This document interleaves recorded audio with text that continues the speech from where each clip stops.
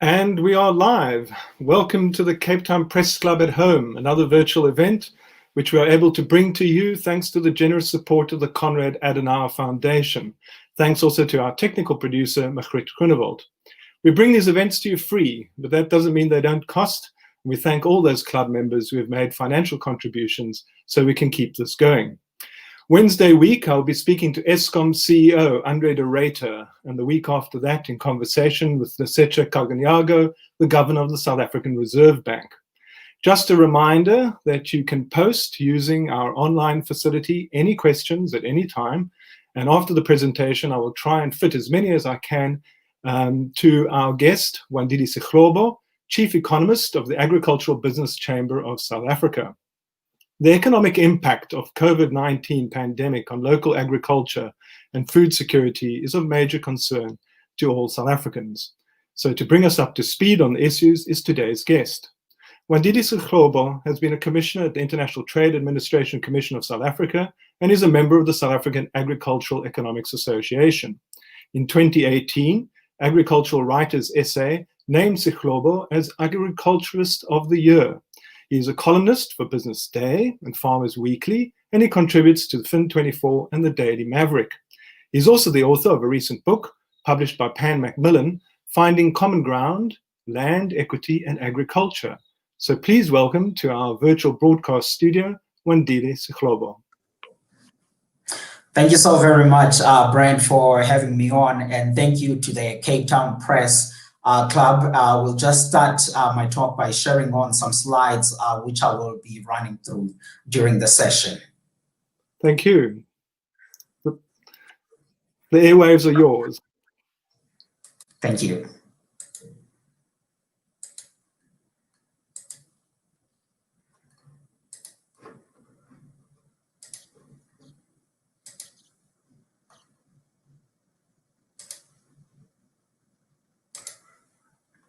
Can I get an indication, Brian, if you can see my screen from that end? Clearly, thank you. Thank you so very much. Thanks again for making the time to join us on this conversation. And today's topic, as Brian introduced, we wanted to talk about South Africa's agriculture in times of the pandemic.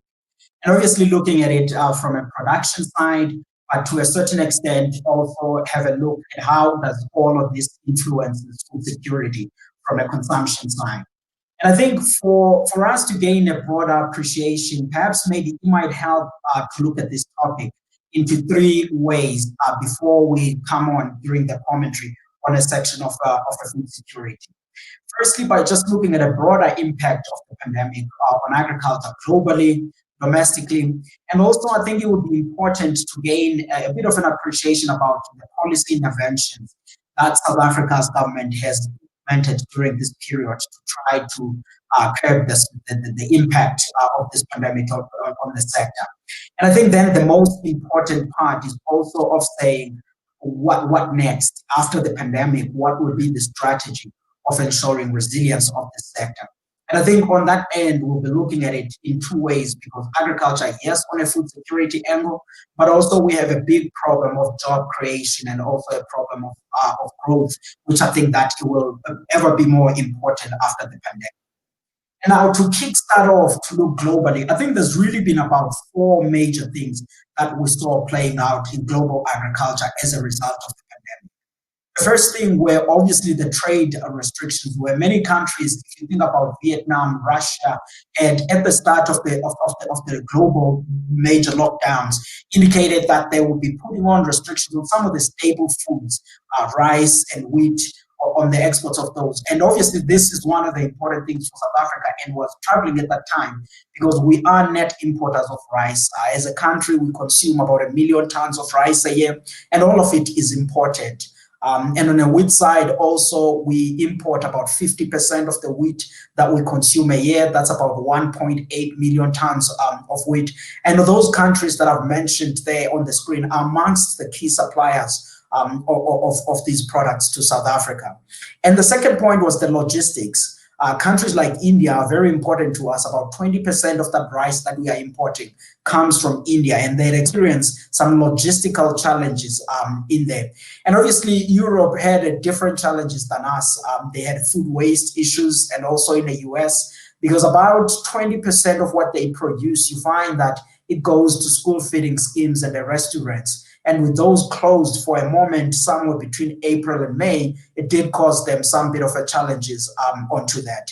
And I think an other bigger addition point, which I will come to later on in the presentation, is the labor shortage, particularly in Europe. And I think that those labor shortages that they experience as migrant labor was unable to move into those countries and do agricultural work will have meaningful impact on global uptake of agriculture technology. And that might change the landscape for jobs in agriculture in the coming years. And I think those are the major things that we saw playing up at a global stage.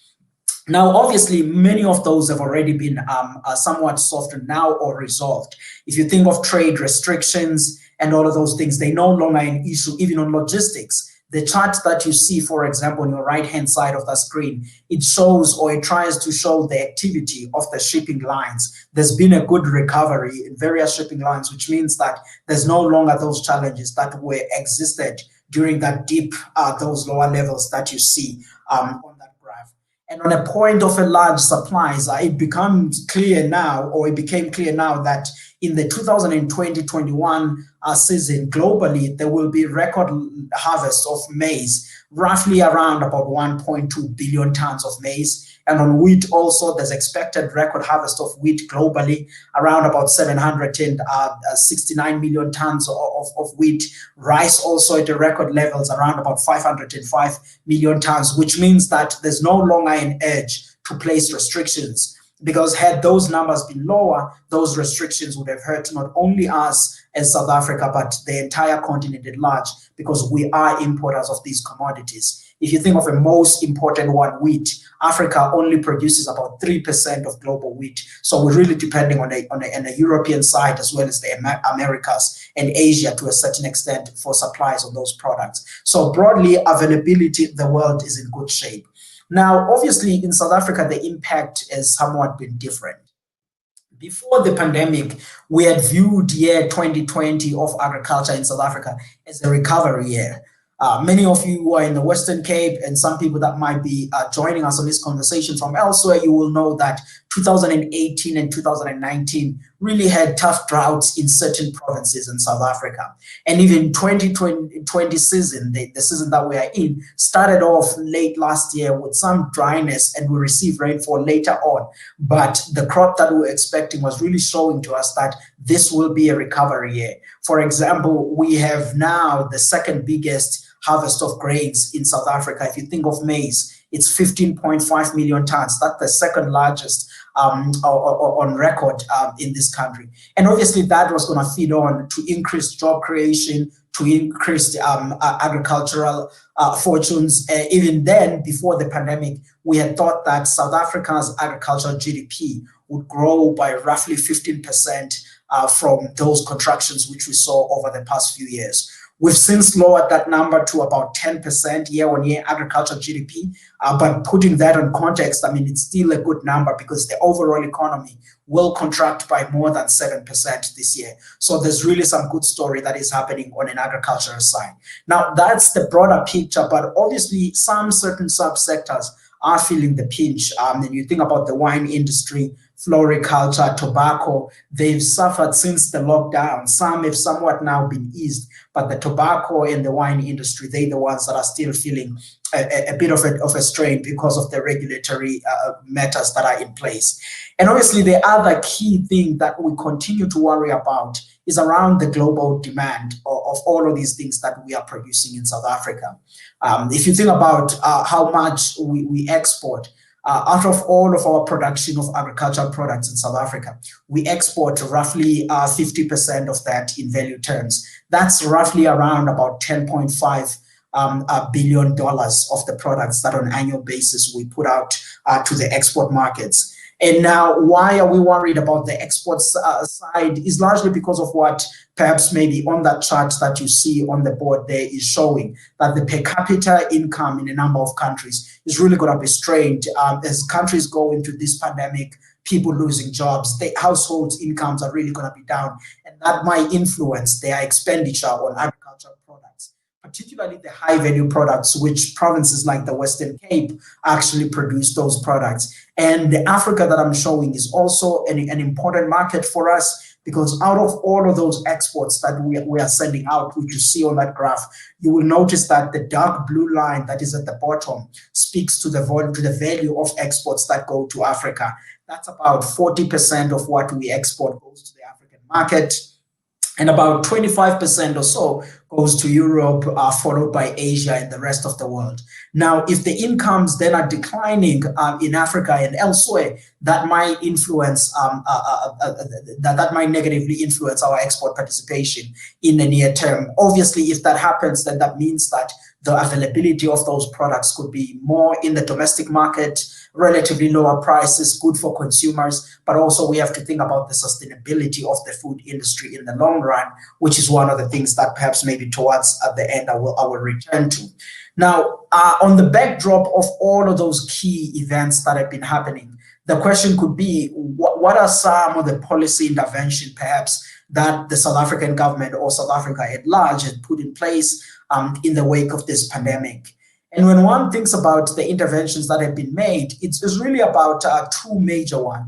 It's the Reserve Bank cutting interest rates, though not directly for agriculture, but for the entire economy. That was important, because in a sector like agriculture, where farm debt is north of 168 billion rands, that will mean that if you cut by 300 basis points, that's roughly about 5 billion on a debt servicing cost savings that we pretty much see over the next 12 months. So that's really some good relief for guys that are in debt.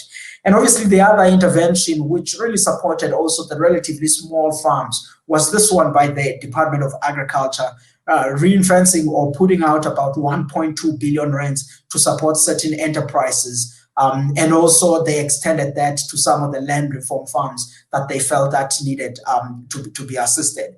But now on this particular point of the Department of Agriculture, I do feel that it should have been perhaps maybe enlarged to more broader sectors and specifically targeted those that felt the impact because of this pandemic. And in the next slides, we will try to show onto those. Because if one thinks about how the pandemic affected the sector now, going back to the core question of the talk, I would say there's about three pathways of this impact of the pandemic on agriculture. There's a virus per se, which I would say it had a relatively marginal impact if one looked holistically on the sector. But there's also a panic that translates into business confidence, consumer confidence, and I would say that had a large impact because that speaks to the demand and the activity that happens in the farms. But I think the most meaningful one, which many of the people perhaps in the audience also would agree with, is also the regulations that I think they had a more impact. And I think the industries, if one were to highlight the top ones that were most affected, are the ones that I've listed there. You think about the floriculture, wool, mohair, wine industry, or perhaps the entire alcohol industry, the ostrich leather industry, and tobacco.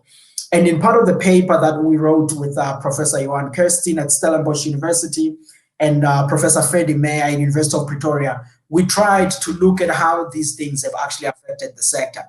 And I think that the shortfall that happened during the start of the lockdown, perhaps the regulators missed some of the important things or complexities of the South African food value chain. You will have the slides, for example, after this talk, but the key thing that I would try to show on this slide is really the complexities of how the value chain works. Now, if you're putting on regulations without being cognizant of all of those errors that touching somewhere does influence the activity somewhere, and the entire chain did cause a bit of a complication during the start of the lockdown and even throughout.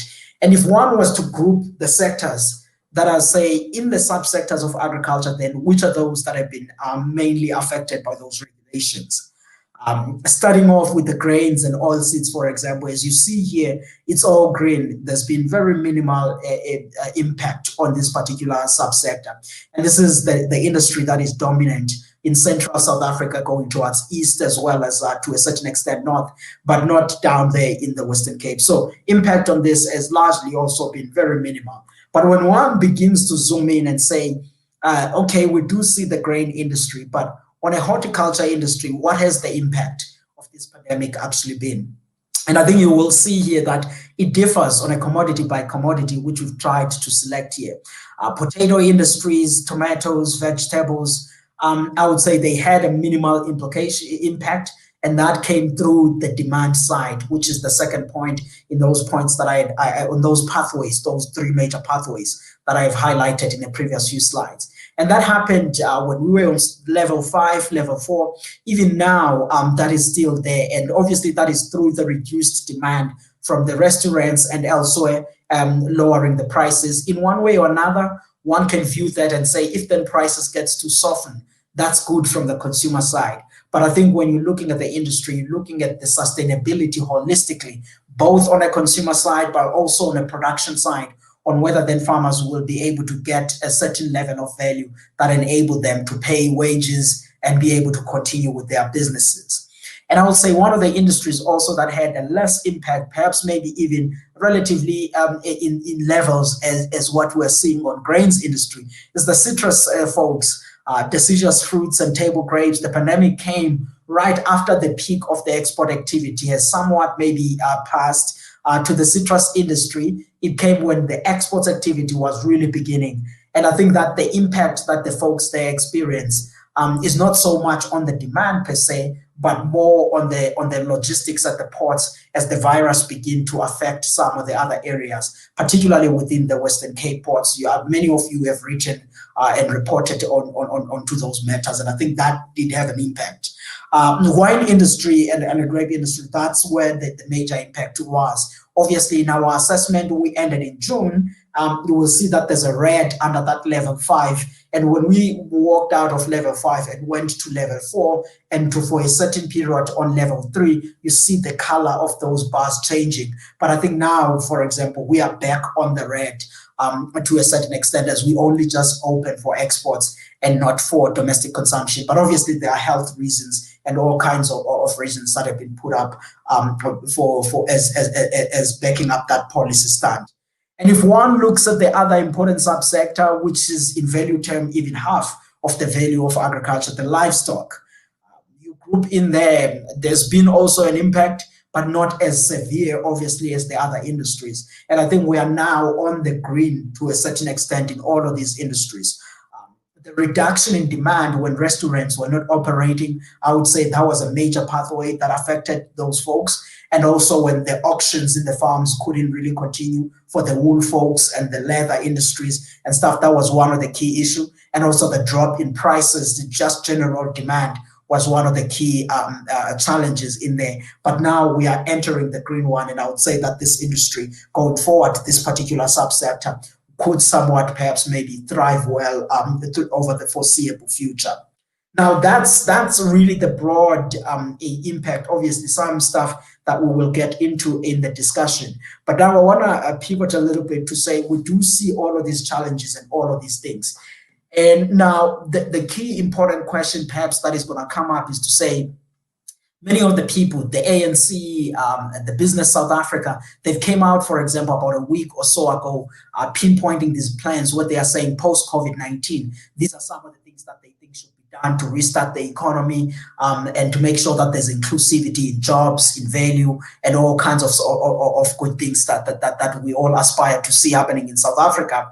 And obviously, agriculture has a place to play on that. And this is a point that I've been making in a number of stuff. And that's the point that I just want to focus on these last few slides. And what you see on that board, for example, is where I think that there's a potential for agricultural expansion and also for employment And on a graph, on a map that you are seeing there, it also shows the areas that have higher levels of poverty in South Africa. If you think of the Eastern Cape, for example, the area region that I come from, the Transkei, you will see that we have a higher level of poverty there. KZN, parts of Limpopo, and to a certain extent parts of Northwest, those red section, that's where there's a higher poverty intensity. But the most interesting thing also along the Eastern Seaboard area of Eastern Cape, KZN, to a certain extent going up to the southern side of Mpumalanga, it's also the areas that have underutilized land that we can still be able to get agriculture going, get people working, get some industry happening, and something that could assist on alleviating poverty to a certain extent.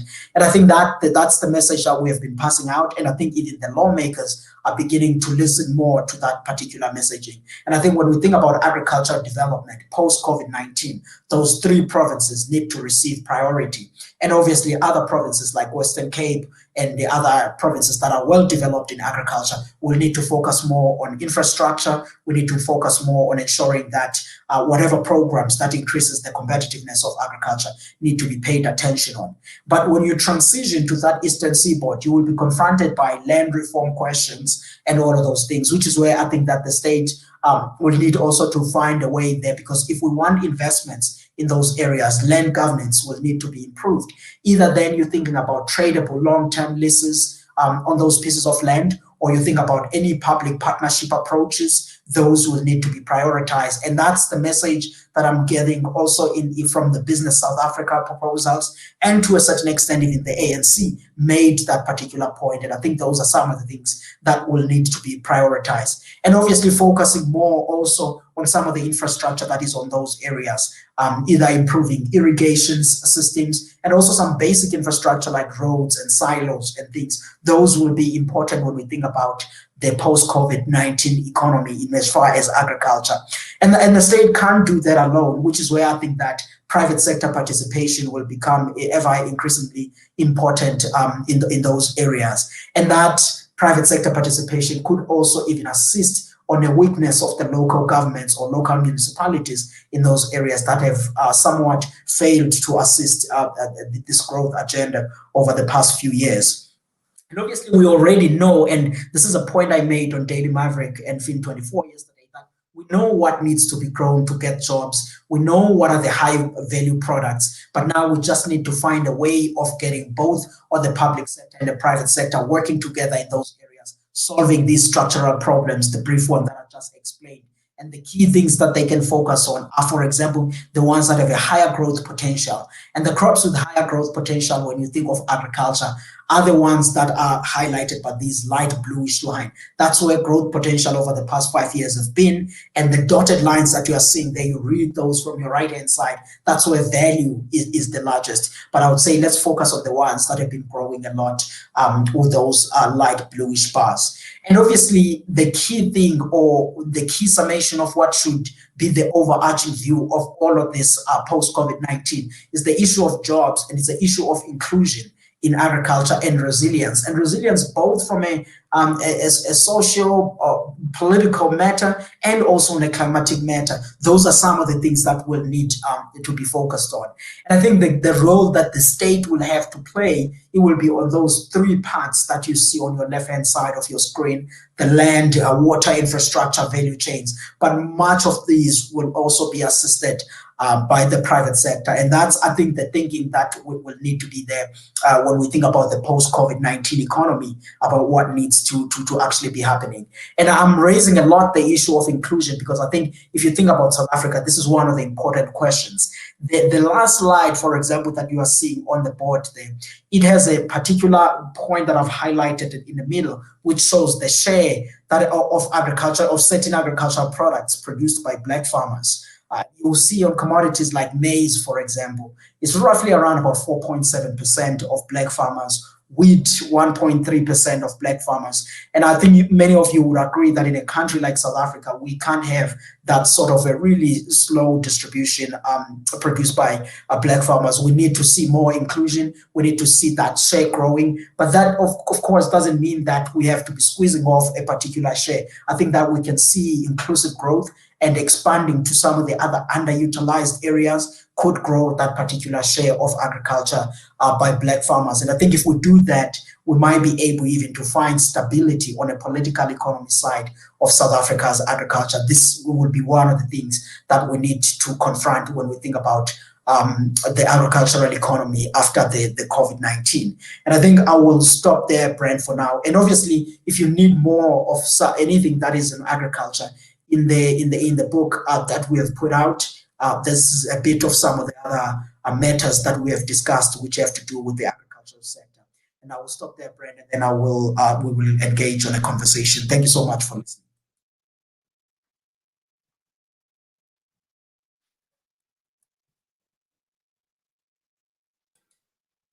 Thank you, Wandile. That was a very thorough and detailed presentation. I noticed you didn't mention the great spike and boom in pineapple sales, thanks to the alcohol ban. So I was surprised to see subtropical fruit sitting as a very little blue block on your graph. So we're going to take questions now, so people can type them in at any point. What I was wondering about was, you spoke about bumper. There seems to be some noise coming in. Am I getting an echo? We spoke about a bumper crop, for instance, for maize and for some of the other produce this year. Do we have the labor force to collect that, or is that mostly mechanically harvested these days?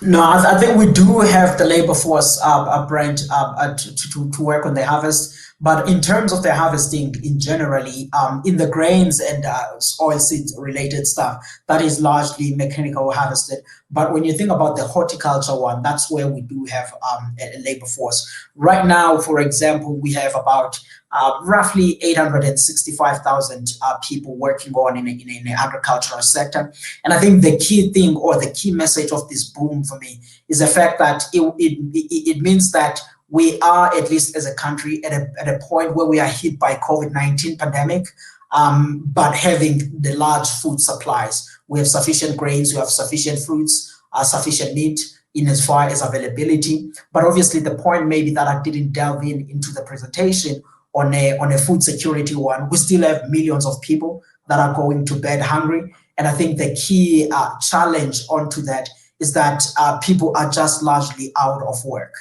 So it's not so much that food will be expensive or anything. I think we will have a challenge where people actually have no means to acquire some of the other products, which is where I think some of the intervention that perhaps maybe the state made, or in terms of the food vouchers and some of the other, those were key in assisting the people. But broadly at a national level, the fact that we do have food supplies makes South Africa in a relatively better position.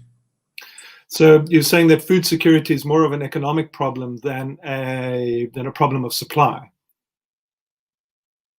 Yes, I think the issue of supply in South Africa, it would be more that is a solved one. Even on availability, even on affordability, it's not even so much of an affordability. It's just that if people were able to earn some basic levels of money, they'll be able to afford some of the food stuff. Because if you think about food price inflation, for example, this year, we have it around about 4% in South Africa, which really means that we're not as in terrible times, such as, say, 2015, where food prices were rising at double digits. So it is really a relatively better period in as far as pricing as well as for the availability of food for the country.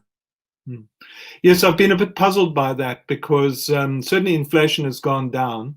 And there was a great worry that inflation would go up, and maybe we'll still see that. I'll ask the governor of the Reserve Bank in a couple of weeks, with all the money they want to inject into the economy, what the risks are around inflation. But anecdotally, you hear a lot of people saying that food has become extremely expensive. So can we trust our figures on the index of food prices? Yeah, I think, Brent, we can trust our figures. Obviously, prices did somewhat increase to a certain extent at the start of the lockdown. And I think that refers to one of the points that I had made during the slides, that there's this complexity of the value chain, which was not well understood to a certain extent. The regulators put on these regulations. and that cutting the supply to a certain extent did cause that price volatility. But looking through that for the year, and also even some of the high frequency numbers that are coming from the retail, that those views and those figures that we just pronounced, they really speak to what's happening on the ground. But I can never really dismiss the fact that people are now experiencing much tougher times when it comes to food availability. And that deal is a matter of people just being out of work. We have a certain population of people in South Africa whose work depend on a mobility in certain informal subsectors.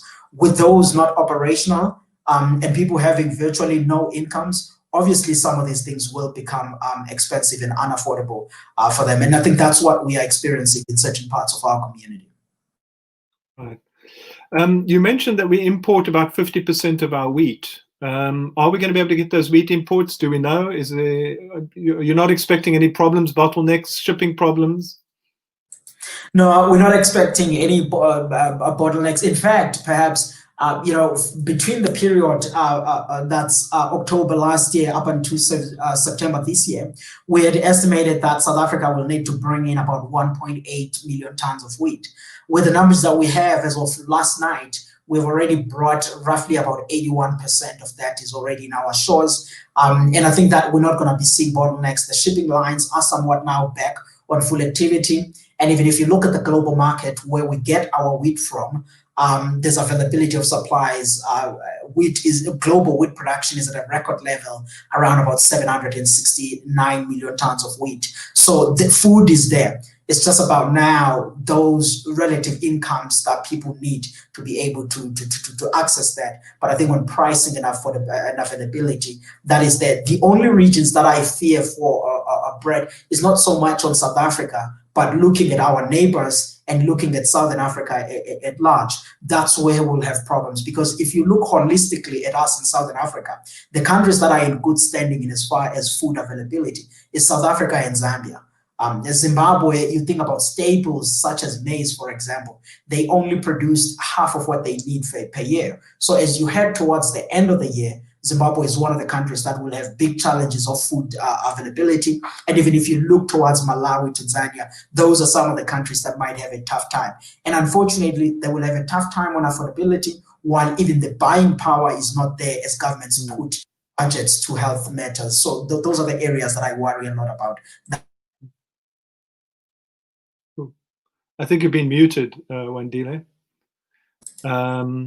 Yeah, well, related to that is, I mean, I think the figure you gave was 40% of our food exports go to Africa.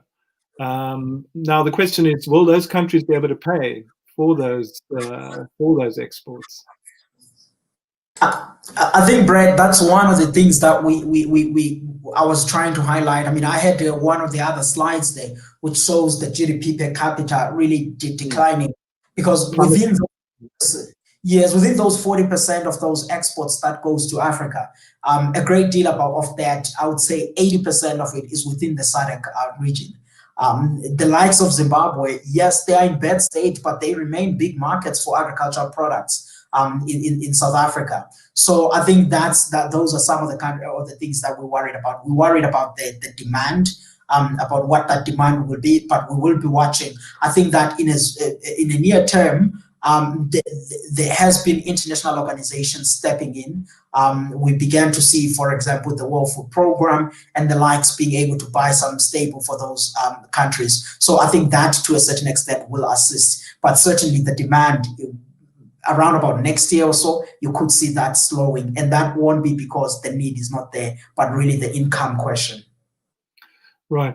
And I was interested, I mean, I know that the thesis of your book, I mean, you were looking common ground. So you were looking for a win-win situation in terms of land reform and land redistribution. What is your feeling? Obviously, you finished that thesis before COVID-19 hit us. So how do you feel? Is that situation worse off or better off? Is your pragmatism going to hold up against COVID? Yeah, I mean, I think what we're trying to do in the book, Brett, is in two ways. Looking on at land reform, looking on in agriculture in general, but the question was that how do we begin to see this sector really growing finding some solutions to some of the existing problems that are there in the sector. And obviously, a larger part of the book, roughly, I would say about half of it, deals with land reform and various aspects of it in as far as that is concerned. And I do think that perhaps when we think about the post-COVID-19 economy, we will actually be gravitating more towards what is proposed in the book. You think about it, we need more investments to come in South Africa's agriculture. We are in a sector that is largely capital intensive. If you need more investment then in the sector, that will mean that any policies that either widespread expropriation or disincentivizes investments, those won't be ideal path to go into. And then if those are not the ideal path to go into, how do you begin to see land reform happening while at the same time attracting investments? Those are some of the proposals then that we listed in the book, which I think will be useful. But also I think some of the things in the book we're dealing with the question of saying, how do you begin to see job creation? Where should you focus on? Which commodities you should be focusing on? And I think that question is there. And also the story of inclusivity, not only in terms of black and white, but also on a gender diversity and also bringing in young people. And those are some of the things that I think when we think about the post-COVID-19 economy, they will largely be there. Because even on some of the early policy work that is coming from the government side, for example, in February this year, there was this beneficiary selection criteria for land reform, which women were some of the key prioritization, as well as young people. And I think then that as we reset the sector or progress, that will be important. Obviously, it has to be anchored towards the PPP approaches, because the know-how that is on private sector and also capital that is there will be important on complementing what the state already has or intends on working on. Right, thank you. We're going to turn now to questions that we've started to receive. We'll start with, I think, Donald Presley, who's asking you, how can we save the wine industry? I think on saving the wine industry, the key challenges that the folks are sitting with now is obviously the restrictions on sales. And I think both of the arguments are important that are being made, the ones that are being made by the authorities on an abuse side of alcohol in general, but also the wine industry, because it's a key contributor to job creation, to the value that it brings on a sector. And I know that right now the leaders are involved in those discussions in various structures by leaders of the business in general and also leaders of government. So there is a productive discussion that is happening, trying to find solutions on balancing both the health aspects and the sustainability of the industry in as far as that point is concerned. You painted quite a positive picture, and that we seem to have weathered the pandemic quite well. But Jarita Carson is asking, she wants to know, well, what's the most pressing areas? Where is the problem? Where are our agricultural difficulties? I think the most difficult thing that at least I've been worried or obsessed about is the point again that I discussed yesterday. I mean, we spent a lot of time, myself and colleagues at Stellenbosch and at Forte University and elsewhere in the past decade or so, researching the view of saying, how do we begin to grow South Africa's agricultural sector? And I think we've answered that question. We've pointed all of those things. But I wrote, for example, on Fin24 and Daily Maverick yesterday about the softer issues of agriculture that are needed. And that is the issue of saying, how do we set aside the small politics that are within private sector agriculture and within government, where we can find good cooperation between those stakeholders. And I think that's the most pressing issue. And because when you think about growing post the pandemic, whenever that day comes, you will need that collaboration. And if that collaboration is not there, any program that we design and we are putting in place, we can just forget about those, because there won't really be a big uptake and the big changes. The Eastern Seaboard development that I said it's needed, Eastern Cape, KZN, across that line, it can be done by the state alone. It needs civil society, it needs business, and it needs the government. And until we have a shared vision and a shared commitment and put aside certain interests, I don't think that we'll be able to cross that road. And obviously that needs sacrifices, because business, for example, there was a comment that was coming out in a group about expropriation without compensation. government will have to look into those policies that disincentivizes people and try to say, how do we then begin to see land reform? Because land reform has to happen, it's important. But the question is about how do you deliver that in a sustainable way? And I think those are the uncomfortable discussions that we need to begin to be having with all stakeholders on the table, and obviously finding a more common solution of driving that development agenda and leveraging on skills that we all have in this process. Well, building on that theme of uncomfortable conversations, John Young is asking, concrete signs of government wanting to engage with land governance issues in the former homelands. Will bank loans for silo or landowner managed by king? So we're into the ownership of land there by traditional authorities. Yeah, I mean, I was part of the president's advisory panel. I'm still part of that on land reform and agriculture. And we released a report sometime, I think last year, July, August, somewhere around about.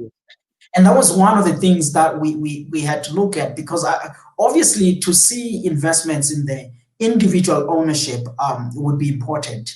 But one needs to understand there's a section in the book on page 68 where I talk about complexities of the communal land. Because when you're dealing with communal land in areas where, for example, I come from in the Transkei areas, it's not as simple as we tend to put it when you deal with the sociology of those community, of saying you can just make sure that there is tradable title deeds everywhere. But you can have tradable title deeds in the fields and in the grazing veld. But then in the homesteads where people live, you have some certain type of, or you maintain the status quo. So a mixture of tenure now and land patterns ownership is needed into those areas. And there's a lot of nuance that is needed for approaching those. But certainly for development, long-term tradable leases where agricultural activity could be done, that is obviously necessary for attracting that. We can't have a situation, as is being said in the discussion, of kings owning silos and all of those things, because that's the room where private investments has to come in. We need to be able to segment to say what investments can be made by the state with the limited resources that we have, and what investments can be made by private sector, and therefore think about what needs to be in place to attract private sector participation, so that private sector can be able to do that. Then government can do that which essential and move resources to elsewhere, because we have a country where we're really in a bad state when it comes to our finances at this point. Right. Yan Hubert, sorry, before Yan, actually Anthony Butler was first. He asks about protectionism in the sector, which he characterizes as a danger. I mean, I'll have to trade carefully there, because I'm one of the, I'm a commissioner at ITEC, which is the tariff setting body for the country. On what Anthony is raising on a protectionism, there's certain industries which needs to be protected in certain times. He has seen, for example, what we did within the poultry sector. He has seen what we did within the sugar industry. But I think we should be cognizant on how we use all of those tools. For a certain time when the industry is reforming and maybe setting up some certain strategies to make sure that they increase their competitiveness, and they're putting up new programs, like now the master plans that are in place in both the poultry sector and also in the sugar industry, some of those protection might be warranted. But also when there is a clear case, according to what the WTO prescribed, for some of those tools to be used. So, and I wouldn't necessarily actually say South Africa on its own is becoming really protective. I would say other countries elsewhere out there are actually becoming more on a protection is rising on those areas. But I think South Africa should always be more vigilant and try to be more sophisticated on how we use these tools that we're actually having. Thanks for that question, Anthony. And then Yan Hubert wants to know, to what extent is the low level of commercial production by black farmers to blame for the alienation of commercial farmers' interest issues from the national discourse? I mean, unpack that one a bit. Yeah, Jan hits the nail on the head on this, and he's sitting on his computer, and I will employ him to go and look at that essay that I was talking about. That's on Fin24 and Daily Maverick, because it speaks to that. I mean, there are examples. If I may use some of the other names, I'm sure they will be comfortable with this. There's a folk called, for example, Nick Serfontein, or Nick Serfontein Farms in a Free State. At Sonic Group, there are other companies like, for example, the Human Stock Co-op in the southern side of the Eastern Cape. These companies, and there's various many others, VKB and all of the others, are doing very productive work in terms of uplifting some of the black farmers, black developing farmers in their regions, and making sure that they develop to being in the commercial side. And they do that in these partnership approaches, which is why I was saying the issue of resolving some of the tension that is between the public sector, the civil society, as well as private sector agriculture and organized agriculture groups needs to be resolved, because those are what actually limits the uptake of the black farmers actually commercializing and gaining up and seeing those numbers that I showed on the last slide increasing and becoming the decent shares. So there needs to be a good cooperation there. Sharing of the know-how is important, but not only the know-how, the platforms that commercial farmers already have for trading and other activities. Some of them have opened hands and willing to engage onto that. And I think that we need to leverage on that cooperation, learn from those models that I've just mentioned that are already working, to say, how do we duplicate them in other regions of the country and make sure that there is that core development. Right. Again, I'm jumping down to Charita's question because it's already been asked by Donald Presley as well, and that is, do you have any idea how many people have lost their jobs in the agricultural sector, industry, and what's been hardest hit? Yeah, I mean, like I said at the start, we have numbers up until Charita. We have surveys of the numbers up until the first quarter. And in the first quarter, obviously, the pandemic wasn't as hard hit at that time. We still had, for example, employment on an annual basis, year-on-year basis. Employment in the first quarter in agriculture was actually up 3%, with about 865,000 people working there. But I think that the pandemic impact, obviously, as you know, will begin at Q2, which is as you start April and going on to June, and Q3. And I would say that you will start to see, as the numbers will come out, I can't give you a figure now, but the component of labor market that will be affected are seasonal labors, because all of this meant that they needed to level of social distancing. Now, ideally, or when we have a boom crop like this, a record harvest of citrus, record harvest, the largest harvest of grains and all of those things, you would have seen more increased participation during the harvesting time.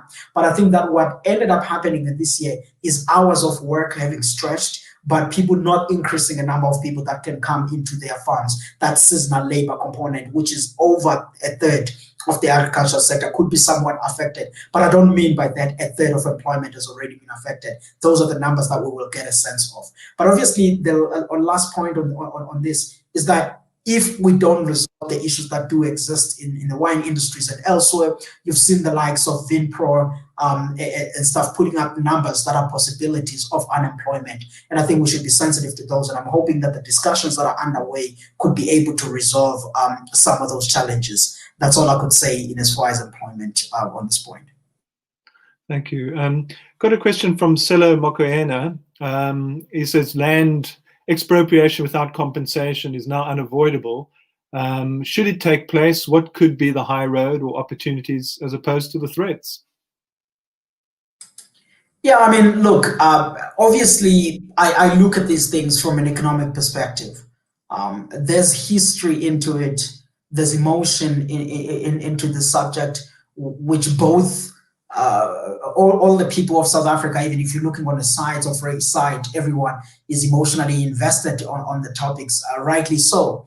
But I think when you're judging it from an economic perspective, given that we are a highly capital-intensive sector in South Africa, if you were to go ahead with the widespread expropriation or compensation, I see very little upsides on it. But I do also think that we should be cognizant, because there are 2 points here. You have the economic freedom fighters, which preferred the widespread expropriation, not compensation, in as far as I can tell from reading their policies. And then you have the ANC. If you were to read their 54th annual Congress report, which they had put out after Nasrec, they were talking about expropriation in certain areas of the country, where they talk about underutilized lands and all of that stuff. But the bottom line point is that expropriation would have a negative impact. In the question of saying what are the upsides, I mean, I see very little upside, because I think the upside should be where you are having more Black people participating in a sector in a meaningful way, and once they participate, they should begin to see their economic opportunities and their fortunes growing. The sake of having access to the land, but you can't really derive economic value in today's world, could somewhat be limiting, at least from the lens that I am looking at onto this thing. All I can say on this is that we need to look at some of the workable models. And in the book, I tried to propose some of saying, let's see if these can accelerate land reform. And those that deal, and also even deal with the institutional reform of some of the tools that we do have into this, without actually going on through the legal routes of changing constitutions and all of those things. And obviously other people can hold other views on this, but in as far as economic arguments is concerned, there's very little upside that I do see from my framework. Right. Excellent. We've run through our questions. I think we're going to wrap up with that. It's coming up for 1 o'clock in a few minutes' time. Thank you very much for a thorough presentation and very enlightening. A number of people have asked, just to tell them that the slides will be available if you want them. And also, perhaps, Wandile, you can just give us your blog address as well, because I know people can go there for more information. And a number of people have asked about the book. Of course, the book is available, I imagine, at all good bookstores. Yeah, the book is available nationwide, and also in all the platforms online. You can get it, Finding Common Ground, Land Equity, and Agriculture, Wandile Sihlobo. And obviously, I am active on social medias, at Twitter, at Wandile Sihlobo. And the blog is also just my name, wandilesihlobo.com. A lot of information is there, and the presentation has the contact details, and it will be made available to you all. And thank you again for the opportunity. Thank you very much, Wandile. Thank you, everybody. We'll see you back here with Andre de Ruyter, Eskom CEO.